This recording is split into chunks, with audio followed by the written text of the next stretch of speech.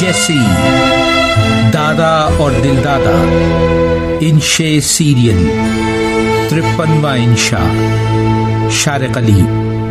Set کی آواز پر گہرا سانس لیا اور بینگ ہوتے ہی پوری طاقت سے سانس باہر نکالتے ہوئے 100 میٹر کی فنش لائن کی سمت دوڑا اور سینہ آگے نکال کر ڈپ کرتے ہوئے فنش کیا۔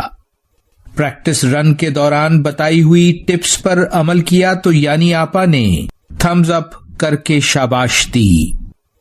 انٹر سکولز نزدیک تھے اور میرا مقابلہ قد کی بنیاد پر بڑی عمر کے لڑکوں سے تھا۔ یانی آپا جو اپنے کالج کی بہترین ایتھلیٹ ہیں، میری کوچ تھیں۔ پریکٹس سیشن ختم ہوا تو ٹریک سے باہر آئے۔ مرون ٹریک سوٹ اور پونی ٹیل باندھے یانی آپا اور میں ایرینا کی سیڑھیاں چڑھنے لگے۔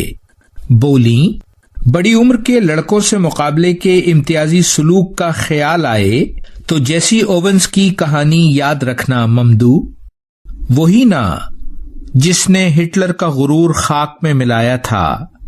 میں نے کہا۔ بولیں، ہاں وہی۔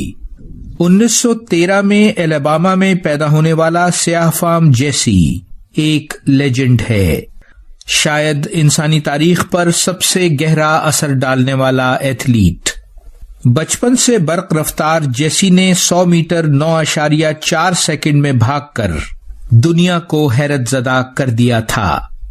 پھر 200 میٹر 220 گز کی ہرڈلز اور لانگ جمپ میں 1984 تک قائم رہنے والا عالمی ریکارڈ۔ سیڑھیاں ختم ہوئیں تو ہم پہاڑی پر بنے جمنازیم کی عمارت کے ساتھ لگے باغ میں گلاب کے پھولوں سے بھری کیاری کے ساتھ بینچ پر بیٹھ گئے۔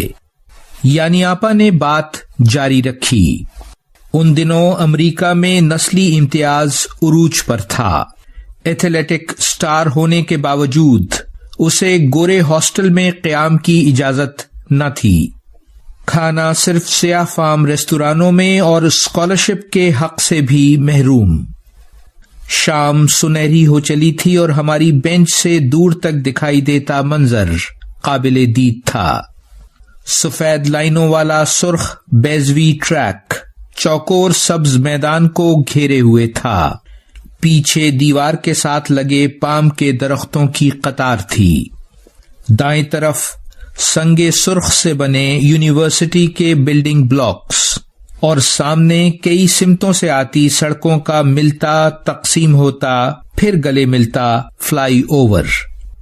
جی چاہا کہ میں اور یانی آپا یوں ہی اس بینچ پر بیٹھے رہیں اور یہ شام کبھی ختم نہ ہو۔ انہوں نے خاموشی کو توڑا اور بولی۔ 1936 میں برلن اولمپک ہوا تو ہٹلر جرمنی کا حاکم تھا اور نازی سوچ اپنے عروج پر۔ اولمپک کو وہ جرمن قوم کی نسلی برتری ثابت کرنے کے لیے استعمال کرنا چاہتے تھے۔ جیسی نے 4 اہم اولمپک گولڈ میڈل جیت کر ان کے عزائم خاک میں ملا دیے۔ اس جیت نے اسے گورے ایتھلیٹس کے ساتھ سفر کرنے اور ریستورانوں میں جانے کی آزادی دی۔ جیسی کی یہ کامیابی امریکہ میں برابری کے حقوق کی جنگ کا بھرپور آغاز تھا۔ جیسی 1980 میں اس دنیا سے رخصت ہوا۔ برلن کی ایک سڑک اور ایریزونا کا ایک ہسپتال اس کے نام سے منسوب ہے۔ وہ کہتا تھا، کامیابی کے خواب سب دیکھتے ہیں لیکن تعبیر صرف ثابت قدم، مسلسل جدوجہد اور نظم و ضبط کی پابندی کرنے والوں کو ملتی ہے۔